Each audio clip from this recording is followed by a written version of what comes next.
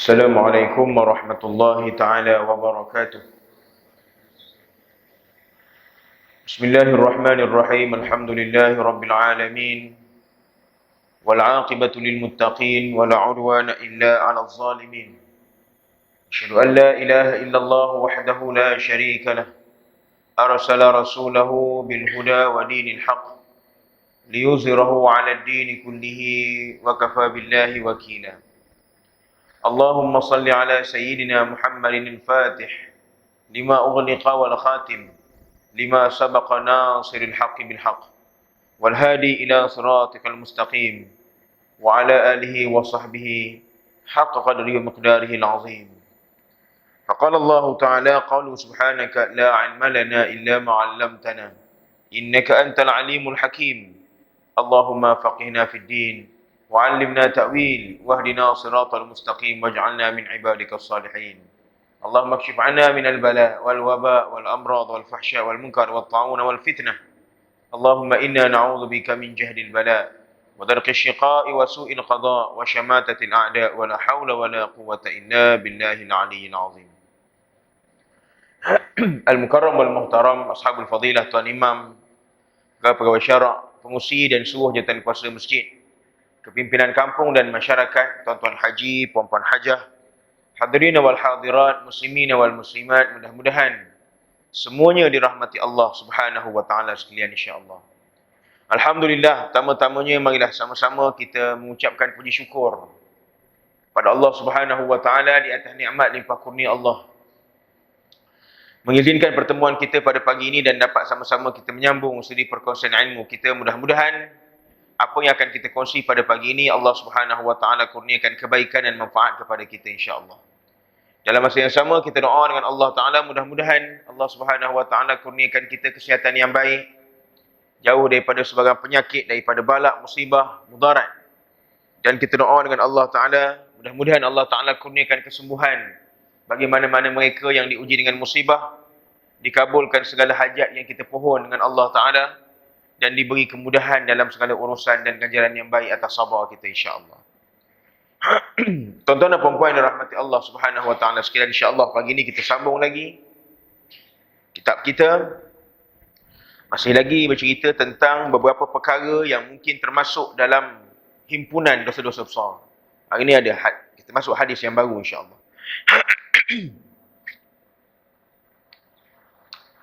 Sabda Nabi sallallahu alaihi wasallam, al-ayyu wal haya'u syu'batani minal iman, wal badha'u wal jafa'u syu'batani minan nifaq. Artinya,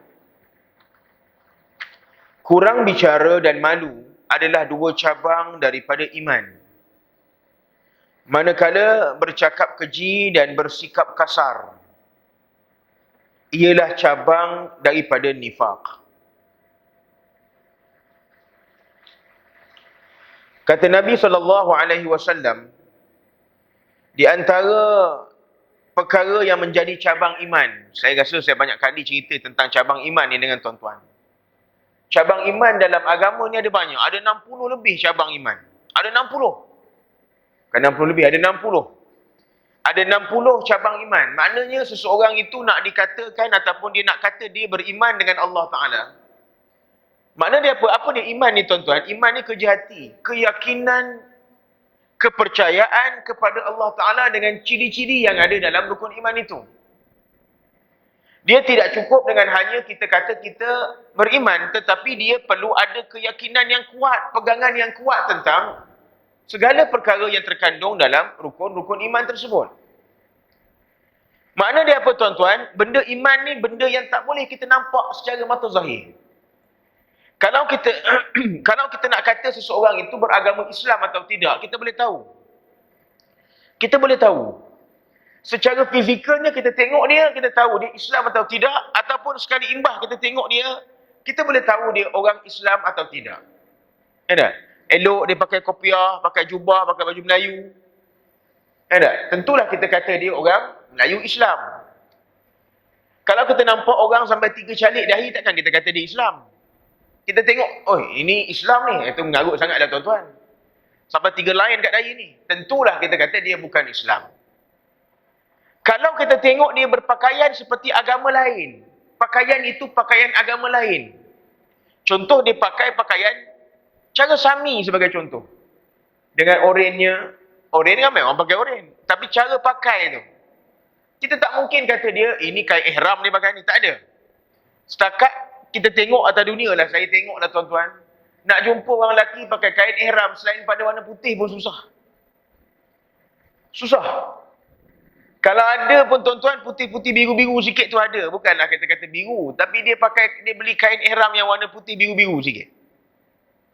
Pakai kain hitam pun tak jumpa lagi. Jadi kalau kita tengok ada orang pakai kain oren bersilang-silang macam ihram, itu bukan ihram namanya. Pakai pula dekat Malaysia. Maka tak ada kena-mengena lah dengan ihram. Tentulah kita kata dia bukan Islam. Mana nak tahu orang tu Islam atau tidak, secara zahir fizikal kita boleh tengok. Apa lagi cara? Nama dia. Nama dia. Kalau nama dia elok macam nama orang Islam, tentulah kita kata dia beragama Islam. Cuma hari ni ada orang yang masuk Islam, dia convert pergi Islam, dia tak tukar nama dia menjadi nama Arab, dia masih lagi membawa nama agama asal dia. Boleh tak boleh? Boleh. Selagi mana nama itu tidak membawa makna ritual agama lain, tidak membawa makna nama Tuhan agama lain. Contoh dia pakai nama dia ambil nama Tuhan patung dia. Tidak bolehlah begitu. Contoh dulu dalam masyarakat Arab ada nama berhala-berhala namanya Uzza, Latta, Manata wal Uzza. Jadi ada daripada orang-orang Arab itu mengambil nama Abdul Uzza, hamba Tuhan Uzza.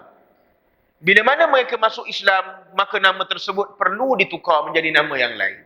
Kenapa? Kerana adanya nama sembahan dan berhala, agama yang mensyirikkan Tuhan, maka tidak boleh.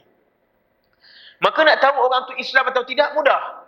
Tetapi nak tahu orang itu beriman atau tidak, ini bukan kerja senang. Hari ini kita semua datang masjid, semua beragama Islam. Nak kata kita iman tinggi, iman orang ni rendah. Nak kata iman orang ni mencanak naik, ada nak kata iman orang ni senipis kulit bau. Wallahu alam. Dia tidak boleh kita screen, hanya tengok muka saja. Tak boleh kita tengok pada pakaian dia saja. Kerana benda iman ini benda di dalam. Jadi pada iman itu ada 60 cabang. Ada 60 cabang. Di antara yang kita tahu apa? An-nazafatu minal iman. Kebersihan. Sebahagian daripada iman. Apa lagi yang kita tahu? As-sabru minal iman. Sabar. Sebahagian daripada iman. Nikah. Nisfu minal iman. Kahwin. Sebahagian daripada iman. Tak kira lah kahwin 1, kahwin 2, kahwin 3, dia separuh juga. Ada orang tanya saya, dia kata kalau kahwin 1 separuh, kalau kahwin 2 separuh juga. Saya tak jadi 1 lah tuan-tuan. Janganlah pandai-pandai nak reka-reka pula yang tu. Kahwin 4 pun dia separuh pada iman juga. Jadi yang disebut dalam hadis ini apa tuan-tuan? Kurang bercakap dan malu. Dua benda. Kurang bercakap satu, malu satu. Sebahagian dari salah satu daripada 60 cabang iman itu. Maknanya orang nak mengaku diri dia beriman, di antara ciri yang dia kena ada, dia kurang bercakap. Apa maksud dia kurang bercakap? Makna bukan kata dia duduk diam, bila orang tanya khabar dia tak mau jawab. Senyap, pasal apa? Saya nak jaga iman saya. Itu bukan macam itu makna dia. Kurang bercakap ini makna dia apa? Dia mengambil langkah untuk tidak memandai-mandai. Kan ada orang tuan-tuan, dia pantang orang bercakap, mesti dia bercakap. Orang bercakap, dia bercakap. Orang diam, dia bercakap. Bila dia tak bercakap, dia tidur je. Selagi mana mata dia celik, maka bukalah mulut dia. Sehingga semua perkara hendak diulas. Dan cakap-cakap dia itu tidak memberi manfaat pun. Sama ada pada kebaikan orang, kebaikan agama, malah kebaikan diri dia. Maka orang yang beriman kepada Allah, dia tidak suka bercakap, melainkan perkara yang perlu dicakap itu perkara yang perlu saja.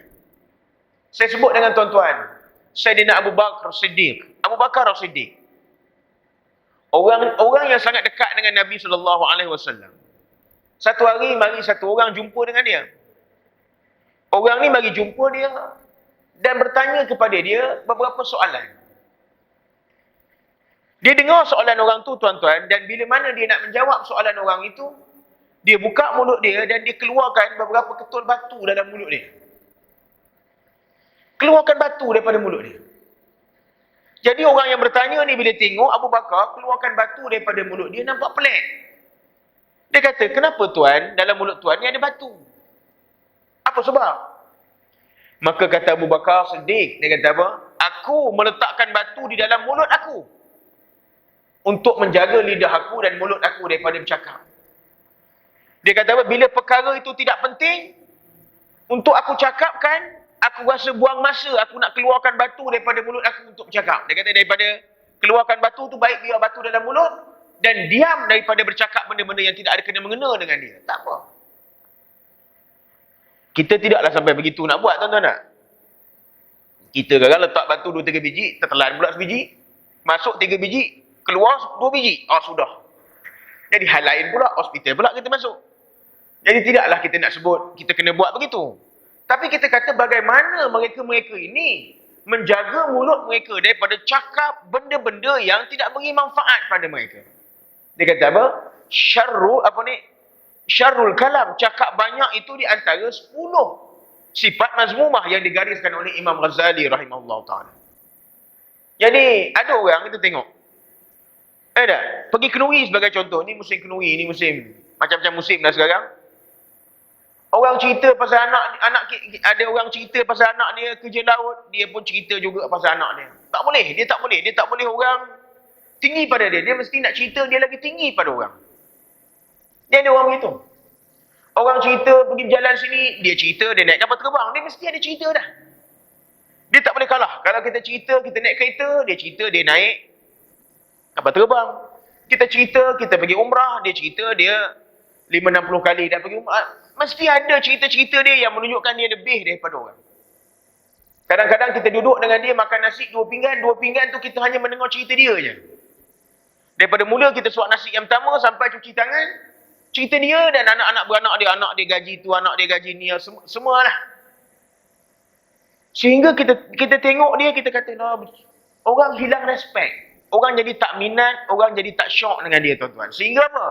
Kalau pergi kenuri, tengok tempat lain penuh, sebelah dia je kosong, orang pilih untuk makan diri je dia. Tengok, tak ada tempat duduk, kita pergi kenuri kan. Penuh dah. Orang kata tak apa Ji, sebelah Haji tu kosong. Makan berdiri tak apa. Sampai begitu orang cakap. Ni makan berdiri tak apa. Punya tak nak duduk sebelah dia. Sebab cakap banyak, malah kadang-kadang cakap dia itu menyakitkan hati orang. Biar kita tak makan daripada hati sakit. Macam gitu cakap. Maknanya tuan-tuan ada orang yang begini. Maka, kita jaga lidah kita. Bercakap bukan tak boleh bercakap. Jangan sampai kita main bahasa isyarat pula kat rumah. Orang rumah kata, kenapa ni bang? Dia balik kuliah subuh ni. Main cakap-cakap tangannya ni. Ustaz kata kurangkan bercakap. Bukan maknanya begitu. Makna cakap apa benda yang perlu. Rasa tak perlu, tak payah. Begitu juga soalan-soalan. Orang tanya. Kita rasa ada masa perlu jawab, jawab. Kalau rasa tak perlu jawab, tak apa. Contoh orang tanya saya soalan. Macam-macam soalan. Contoh orang WhatsApp tanya. Saya minta maaf lah kalau ada orang sini yang tanya saya juga. Yang saya rasa perlu saya jawab, saya jawab. Kalau saya tak jawab soalan itu, maknanya soalan itu tak patut tanya pun. Kalau tanya kerja Tuhan, mana saya tahu nak jawab. Ataupun kita rasa soalan itu jawab pun dia tak beri baik. Tak jawab pun tak apa. Untuk jaga apa yang kita jawab itu supaya tidak timbul fitnah. Maka itu yang pertama. Kemudian kata Nabi SAW, al-haya'u malu. Malu itu cabang daripada iman. Malu membawa makna yang banyak dan membawa perbuatan yang banyak. Malu apa yang jadi cabang dalam malu ni? Ada 2 jenis. Satu malu yang baik, satu malu yang tidak baik. Bukan semua malu baik, bukan semua malu tak baik. Ada malu baik, ada malu tak baik. Dan sifat malu ini sangatlah baik duduk pada orang perempuan. Tetapi apakah lelaki tidak boleh ada sifat malu? Jangan. Nabi SAW adalah orang yang terkenal dengan sifat malunya. Bagaimana malunya Nabi SAW? Bila mana Nabi berjalan, Nabi selisih dengan wanita. Maka Nabi akan menundukkan pandangan, Nabi tak pandang dia.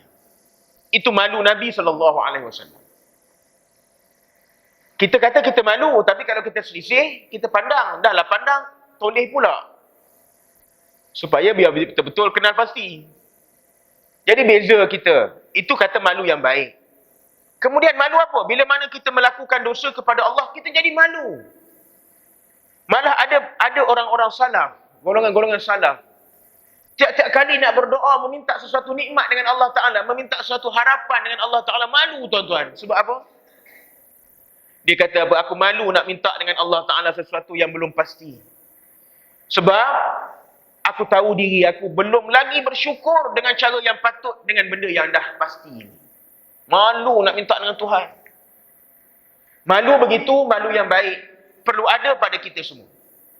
Malu nak buat dosa. Macam kita lah tuan-tuan nak kecim diri. Masuk tandas RNR.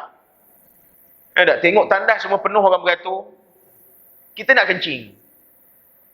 Ada tak perasaan malu tuan-tuan nak pergi kencing dekat mangkuk diri tu? Malu. Orang kata, alah, orang tua ni. Tak kira lah pakai kopiah, tak pakai kopiah, orang kata. Kencing, tengok orang pun pandang kita. Nah, orang tua ni pun tak ada sabar kencing. Dah tua-tua pun kencing diri lagi. Kalau kita ada insting ataupun perasaan begitu, cantik.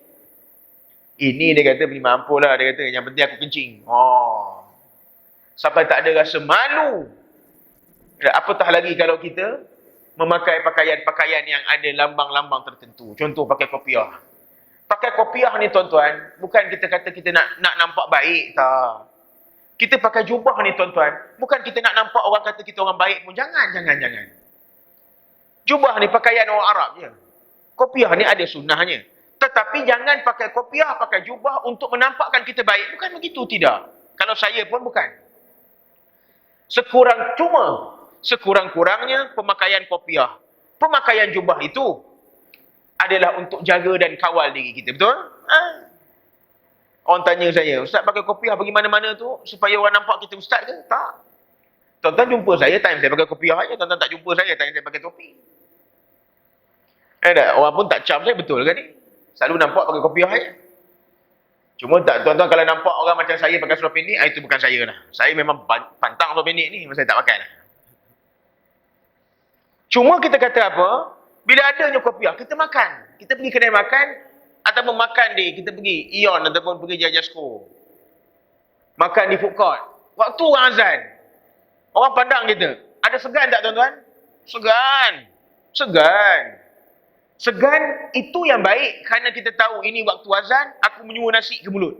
Segan itu bagus. Malu lah namanya segan, malu. Maka malu begitu, malu yang baik. Malu yang tak baik bagaimana tuan-tuan? Saya pernah cerita dengan tuan-tuan lah malu yang tak baik. Orang lelaki, orang perempuan. Tak? Contoh, ada orang datang rumah kita. Assalamualaikum Haji. Kita pun dengar, orang rumah kita kata, bang, ada orang datang tu, pergi tengok. Tak apalah, awak pergi dah tengok, abang malu. Dia suruh bini dia yang keluar pergi layan orang beri salam tu. Dia tak keluar, dia malu. Duduk kat dapur, biarlah dia kacau air. Dia buat air tak apa, layan dia, biar dia. Panggil tukang datang rumah, nak renovate rumah, nak bincang. Dia malu duduk dapur, bini dia yang pergi bincang. Malu begitu, malu yang tak sihat. Malu yang begitu, malu yang tak sihat. Sampai keluar rumah pun malu. Nampak orang pun malu. Orang tegur dia pun malu. Tak boleh lah begitu, itu sakit namanya. Itu tuan-tuan kena bawa dia pergi kaunseling. Dah teruk sangat dah sampai malu, tak boleh jumpa orang. Orang jemput kenduri tak pergi, pasal apa? Malu. Malu begitu, malu yang tidak bagus. Tapi malu yang baik yang kita sebutkan tadi, perlu ada pada diri kita, sehingga kita malu dengan umur kita, dengan keadaan kita untuk melakukan sesuatu perkara yang kita rasa tidak sesuai dengan keadaan kita. Nak pakai pakaian, umur dah 70 lebih. Ikut trend orang umur 20. Tak keuduh rupanya tuan-tuan. Tak uduh rupanya. Kita kata orang muda pakai ragat-ragat mungkin. Ada orang muda-muda pakai seluar koyak lutut. Dia pun umur 70 lebih pun tengok, macam nampak muda pakai juga macam itu.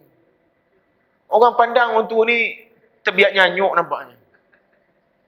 Jadi tak sesuai begitu tuan-tuan, tak kena. Malu begitu kena jaga. Ya tak? Sekarang kan banyak benda-benda yang viral. Pakaian viral, cara pakai viral. Ya tak? Sama juga orang perempuan nak pakai tudung, mungkin nak pakai tudung trend-trend terkini. Orang sampai kita kata berlilit-lilit, berikat-ikat. Bukan saya kata tak boleh, tetapi biarlah kena dengan usia kita. Sampai orang kata, biar betul nenek ni. Contoh, ada kawan saya tuan-tuan, dia rambut dah putih. Rambut dah putih. Entah mari mana orang mengasut dia, hitamkan rambut. Hitam rambut. Lama saya tak jumpa dia. Tengok seminggu tak datang-datang haji ni. Kita pun cari kat surau, tak jumpa. Lama pergi ke rumah. Ingat kot sakit, pergi ke rumah. Kata, lama tak keluar, minum tak ada, apa cerita. Sakit ke? Sihat tak sihat ke? Tak sihat, saya bawa pergi hospital, jangan. Rupa tuan-tuan, dia kata apa? Aku dah silap ustaz. Dia kata apa pasal? Pergi hitamkan rambut sampai malu nak keluar. Badan ke. Tak sesuai kita kata, kita mengubah yang faktor yang ada pada kita. Kalau orang tak marah tuan-tuan, orang 70 lebih ada uban, orang tak marah. Orang tak marah. Orang tak pelik pun. Pakcik umur berapa? 71. Orang tengok orang rambut putih. Orang pelik tak tuan-tuan? Orang tak pelik. Tapi kalau pakcik umur berapa? 80. Selai uban pun tak ada. Itu orang pelik tu. Memang kaki hitam rambutnya. Jadi biarlah. Apa yang kita nak buat itu malu yang kita fikirkan sesuai dengan keadaan kita. Kemudian kata Nabi SAW, manakala bercakap keji dan bersifat kasar ialah dua cabang daripada nifaq. Nifaq ni apa? Munafik. Ada dua cabang daripada nifaq ataupun cabang orang-orang munafik. Pertama dia kata apa? Bercakap keji. Cakap keji ni apa tuan-tuan? Banyak mana? Cakap kotor, mencarut, lucah. Kutuk orang, maki hamun orang. Guna bahasa-bahasa yang kesat. Cakap bengking, tunjuk garang dia je. Tak sesuai. Maaf cakaplah tuan-tuan, kadang-kadang kita tengok di kedai-kedai minum. Kedai-kedai minum di kampung-kampung. Pot-pot orang tua-tua melepak. Saya sebut terbuka je tuan-tuan, tuan-tuan nak marah-marah lah. Ada pot-pot orang tua-tua minum. Ada petang-petang. Siapa jadi mangsa? Anak-anak dara yang tukar ambil order. Selalu kena usik. Panggil dek, main kat abang duduk. Kita tengok tuan-tuan, kita kata, ya Allah. Kita pun tak tergamak nak buat macam gitu. Walaupun kita tak berapa tua sangat, saya tidaklah berapa muda sangat. Tapi tak adalah tua lagi. Nak sebut begitu pada nak panggil dek, mari duduk atas ribu abang, marilah kat abang ni ambil dek. Saya rasa saya malu. Tapi bila kita tengok orang tua-tua ni mengusik, bila kita tanya, tak bagus usik macam itu. Alah, ini semua pangkat cucu. It's not about pangkat cucu, tak pangkat cucu. Cara yang kita buat itu cara yang tidak bagus. Apakah kalau betul dia cucu kita buat macam itu?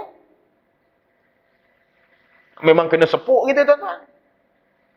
Tak kena kaedahnya begitu. Sehingga cakap benda-benda yang lucah. Wah, kau pakai baju ketat. Kenapa hari ni pakai ketat macam semalam? Selamba dia cakap orang tua ni. Bila budak perempuan tu pergi, dia mengumpat tengok. Dan dia menggambarkan fizikal tertentu. Berlaku tak berlaku tuan-tuan? Berlaku. Tuan-tuan tahu pun, angguk-angguk pun tahu tu maknanya. Saya tak cakap bohong lah. Benda tu berlaku. Itu maknanya cakap keji. Jangan biarkan benda ni tuan-tuan. Tegur. Kalau kita duduk semeja dengan kawan kita, ada yang buat perangai begitu, tegur dia ataupun kita angkat pinggan kita pergi pindah tempat lain. Tak senonoh. Tua kita kata, tua tak bawa matang. Jangan tuan-tuan. Jangan. Itu tidak bagus. Kemudian dia kata apa? Bersifat kasar. Sifat kasar. Ialah tak sesuai dengan perangai kita. Bukan tidak boleh marah. Marah itu boleh. Tapi marah yang kena pada tempatnya. Tidaklah semua perkara kita nak tunjuk kita betul. Tidaklah semua perkara kita nak kata kita sentiasa orang kena respect kita. Sehingga kita mengeluarkan perangai-perangai yang kasar. Silap sikit. Tak boleh tolerate langsung. Maki hamun orang, marah orang. Ini kalau tengok di Facebook, di internet, macam-macam lah tuan-tuan. Ada orang baru ni, satu pakcik, pergi beli McDonald. Beli makanan di McDonald. Tahu-tahulah tuan-tuan, kerja sibuk, orang ramai. Ambil order, dia pun kadang tersilap. Silap itu silap biasa manusia tuan-tuan. Kita cakaplah, dek, pakcik tak order yang ni, pakcik order yang lain, boleh tukar? Apakah perlu sampai kita ambil air yang silap itu pergi baling kat dalam kaunter? Apakah itu cara yang agama benarkan? Walaupun kita berada pada pihak yang betul pada ketika itu, apakah itu dibolehkan? Mengapa tidak menggunakan? Dek, tu kan simple saja. Dek, tukar. Bukan pakcik tak order air ni. Dia pun ganti air lain. Kita pun ambil, boleh minum balik. Sampai perlu baling air ke dalam. Pergi balingkan bekas air itu ke dalam, ke apa ni? Ke budak itu. Ini cara agama ke?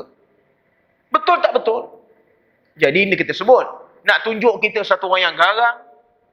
Malah kita suka. Kalau orang takut kita, kerana garang kita.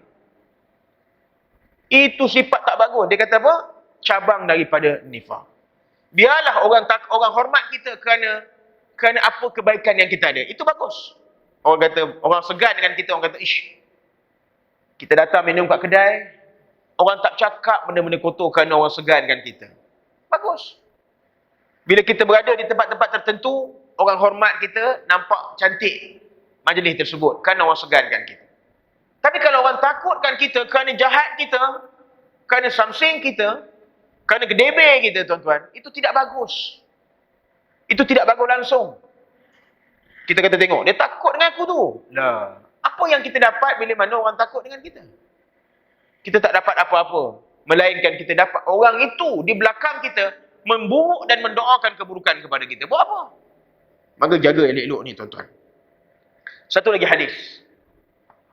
Sabda Nabi SAW juga, al-haya'u minal iman, wal imanu fil jannah, wal badha'u minal jafa', wal jafa'u fin nar. Tu dia. Hampir sama hadis tadi, tapi hampir sama makna cerita hadis yang tadi, cuma hadis yang berbeza. Dia kata apa? Malu sebahagian daripada iman, dan iman berada dalam syurga. Malu tu sifat orang beriman berada dalam syurga. Maknanya kalau kita kata kita tak ada sifat malu, problem. Problem maksud dia apa, tuan-tuan? Bermasalahlah kita untuk menjadi ahli syurga. Kenapa dia kata malu sebahagian pada iman, dan iman itu berada dalam syurga? Kita tak ada perkara yang menjadi sebab untuk berada di syurga. Tak ada. Kerana malu itu sebahagian pada iman, orang malu boleh berada di syurga, kita tak ada perangai itu. Kita tak malu. Ada orang beli nombor ekor. Segan-segan juga, tuan-tuan, pakai helmet. Ya tak? Walaupun kita tengok motor dia, kita tahu dah siapa dia. Oh, ini Pak Haji ni. Plat motor dia. Cuma dia masuk kedai tu, dia pakai helmet. Maknanya segan jugalah. Segan juga. Tapi bila sampai kat kaunter tu, dia buka juga visor dia. Pasal visor tu dah kuning langsung. Kamu tarik tak nampak apa pula. Lepas dia pun keluar pada kedai, tarik balik visor, nak naik motor, dia buka balik. Confirm kita kata. Dia pun tahu, dia pun silap. Allah, pakai nak tukar visor ni, nak tukar visor baru. Supaya tak ada kena buka. Nanti orang nampak muka. Apa yang kita sebut, tuan-tuan? Kalau ada orang yang, walaupun dia buat dosa, tapi dia ada rasa segan. Kita tidak kata bagus. Dosa tetap dosa. Sekurang-kurangnya malu tu ada lagi duduk dekat dia. Tapi ada orang, tuan-tuan, semacamnya. Apa nak malu? Tak je duit dengan kertas cai dia tu. Keluar ya, berapa ringgit? Buat tak malu ya? Ada? Relax, keluar kedai. Orang pandang dia, siap angkat tangan lagi. Minum. Ajak pula member tu minum. Tak rasa bersalah apa pun, tuan-tuan. Ini lebih berbahaya. Bahaya betul. Maka sebab itu, tengok pada diri kita, apakah kita punya sifat malu ini. Dan kata Nabi apa? Bercakap keji sebahagian daripada kasar. Dan kekasaran berada dalam neraka. Cakap keji, cakap kotor, cakap jahat, mulut kotor, mulut jahat. Ini semua sifat-sifat kasar. Dan sifat kekasaran ini adalah sifat ahli neraka. Kekasaran itu berada dalam neraka. Maka jaga diri kita. Supaya mulut kita ataupun tindakan kita, orang hon kita tak boleh tahan. Tak boleh tahan. Allah, biasa dah, tuan-tuan, kena hon. Bukan kita betul, selalu-selalu pun betul. Ada? Orang silap sikit, kita kejar. Dia ada perangai-perangai tak sihat tu. Kita tahu dia silap. Betul, dia silap. Dia overtake, dia potong kita. Kemudian dia masuk, tak signal. Kita kata, kurang hajar budak ni. Apa kita buat? Tak cukup dengan kita sebut dia kurang hajar, kita keluar tangan tunjuk isyarat tak senonoh pula. Tunjuk penumbuk lah bagai. Tak Tak cukup lagi dengan tu. Kita pergi cucuk bontot dia. Cucuk pula. Nak pelepah angin kita. Nak pelepah angin kita. Apa yang kita dapat? Nak tanya tuan-tuan. Apa yang kita dapat? Malam tu kenyang tak payah makan nasi ke? Omah kata, bang makan bang. Abang nak kenyang. Abang makan kat mana? Tak, abang tak makan. Apa-apa. Abang tapi dapat cucuk kita orang tadi abang kenyang. Tak kenyang pun tuan-tuan. Kalau kata dapat buat begitu kenyang perut, buatlah. Tapi tak kenyang pun. Apakah malam tu kita tidur lena, kita puas hati betul? Oh, alhamdulillah dah. Tak ada pun. Silap-silap dia break mengejut, ketempung sono bontot dia, kita pula kena. Padan muka. Tadi memang betul dia silap, tapi kali ni kita yang silap. Kita yang silap. Langgar bontot kita orang, ikut mana pun kita silap. Ikut mana pun kita silap. Puas hati sangat kita bila mana dapat buat jahat. Kita puas hati sangat. Apakah itu cara agama?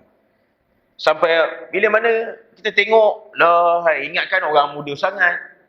Rupanya dah separuh usia dah pun. Lah, cucuk juga lagi kita orang. Tunjuk lagi garang. Bila orang tu signal ke tepi, buka tingkap, tunjuk pula isyarat-isyarat tak senonoh. Saya tuan-tuan, bila tengok, saya tak boleh tengok bila mana ada video-video yang orang hantar ataupun yang dalam sosial media, yang kita tengok orang tua kena marah. Oh, tak boleh saya. Hati saya teruntun betul. Saya kata kalau ada depan saya, satu orang muda marah orang tua. Orang tua tu diam, memang budak ni kena cepuk lah kita kata. Memang kena penampar lah. Tak ada adab. Tapi kalau ada orang tua kita tengok over sangat pula dalam bergaduh-bergaduh ni, nak tunjuk something sangat pula, itu kita rasa nak empuk je tuan-tuan.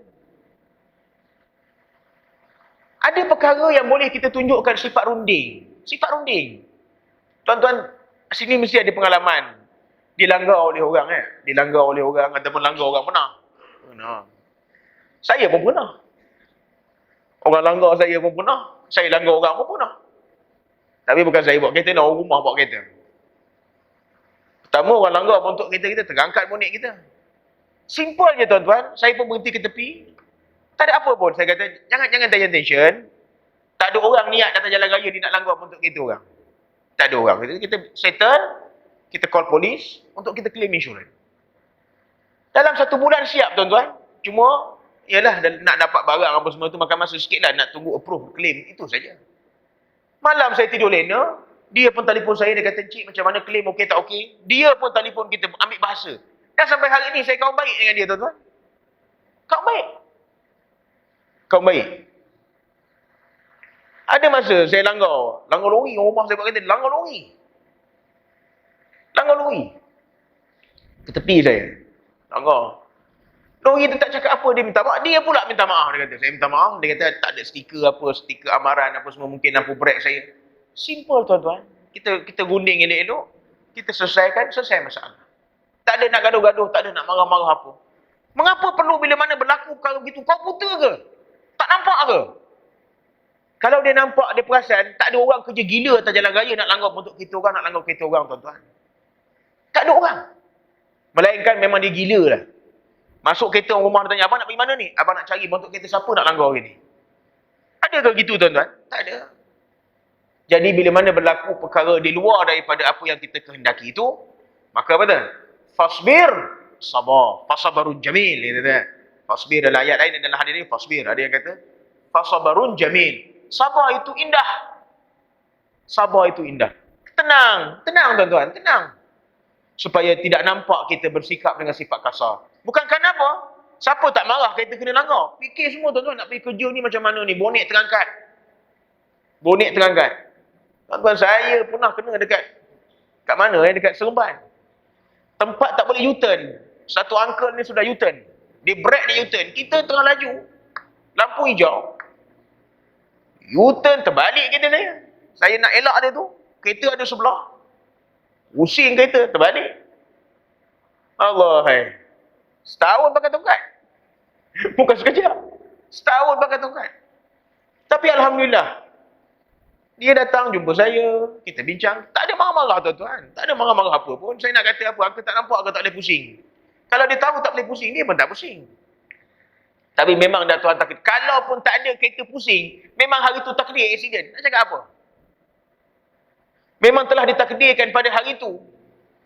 kita akan mula memakai tongkat, pakailah tongkat. Apa nak kata? Memang dah ada takdir kan? Dah takdir. Sebenarnya saya pun ada lintasan tak baik juga 2-3 hari sebelum tu. Ini trap sikit cerita. Kita beli insurans, bertahun beli insurans. Dan yang satu hari tu bayar mahal pula insurans ni, insurans medical card ni. Pandang satu hari tu pandang kad ni. Bayar dah banyak, guna tak ada. Minggu depan guna terus. Allah, tak boleh sebut langsung tuan-tuan. Pandang, bayar dah banyak, guna tak pernah, guna tak ada. Minggu depan guna selalu. Oh, baik tu janganlah ada lintasan tak baik ni tuan-tuan. Start pada tu saya tak tunjuk medical card duduk dalam dompet, duduk dalam supaya tak terlintas benda-benda macam itu. Bermulalah saat itu, kota masuk hospital sekurang-kurangnya setahun sekali. Tahun depan pula, tak ada. Nak kata sebab apa? Nak kata kita sakit sebab aksiden? Tak ada. Tahun depan saya jatuh pula kat rumah. Kemas barang angkat, silap pula angkat. Masuk hospital lagi. Nak marah siapa? Tak ada kena-mengena dengan orang pun. Jadi kita kata apa? Memang kalau kita ambil benda tu sebagai ketenangan, kita kata memang telah takdir oleh Allah Ta'ala. Nak cakap apa? Memanglah derita tuan-tuan. Kata orang pakai tongkat. Saya tak pakailah tongkat yang kepik ketiak tu. Tapi tongkat walker 4 tu. Bayangkan. Bawa kulu kiri. Pakai tongkat. Saya tak sempat mengajar sini pakai tongkat dulu. Tapi ada tempat yang saya mengajar pakai tongkat. Tak boleh juga kita duduk. Doktor suruh berjalan duduk. Berapa lama sembahyang atas kursi? Orang kata, tak try Ustaz sembahyang kat bawah. Cuba. Masalahnya bila dah ke bawah tak boleh bangun dah. Itu masalah dia. Jadi itu. Sabarlah tuan-tuan dengan setiap musibah yang ditanggung oleh kita. Bukan kita nak balas dengan kekasaran. Kerana kekasaran itu sifat yang sangat tidak baik. Yang menjadi habuan api dengan Allah Subhanahu Wa Taala. Wallahu a'lam. Kita berhenti dulu sekat ni tuan-tuan. Mudah-mudahan beberapa perkara yang kita kongsi pada pagi ini, mudah-mudahan Allah Ta'ala kurniakan kebaikan kepada kita. Yang baik semuanya daripada Allah Subhanahu Wa Ta'ala. Yang tidak baik itu lemah, dhaif, jahil diri saya sendiri. Aqulu qawli hadha wa nastaghfirullahal azim li wa lakum. A'udzubillahi minasyaitonir rajim. Bismillahirrahmanirrahim. Alhamdulillahi rabbil alamin wassalatu wassalamu ala Rasulillah Sayyidina Muhammad wa ala alihi wa sahbihi ajma'in. Allahumma anfa'na bima 'allamtana wa 'allimna ma yanfa'una wa zidna 'ilma. Allahumma ij'al jam'ana hadza jam'an marhuma wa tafarruqna min ba'dihi tafarruqan ma'suma wa la taj'al fina wa la ma yatba'una syaqiyan wa la mahruman wa la matruda. Allahumma la sahla illa ma ja'altahu sahla wa anta taj'alul hazna idza syi'ta sahla. Sallallahu ala sayyidina Muhammad wa ala alihi wa sahbihi wa barak wa sallam. Walhamdulillahi rabbil alamin. Taqabbalallahu minna wa minkum. Wabillahi taufiq wal hidayah. Assalamualaikum warahmatullahi